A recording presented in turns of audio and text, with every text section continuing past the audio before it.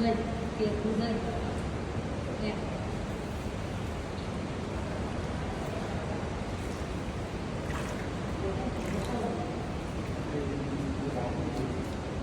Nước tủ lạnh.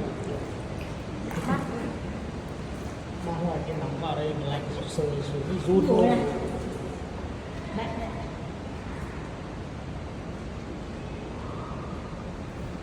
Xuyên đi đâu? Xuyên đi lên trên Vẫn phải quay ra không là được. Không là được phải. vẫn phải quay lại. Mình đi đường nó không đi được hết ăn đâu. Hàng này nó dài đến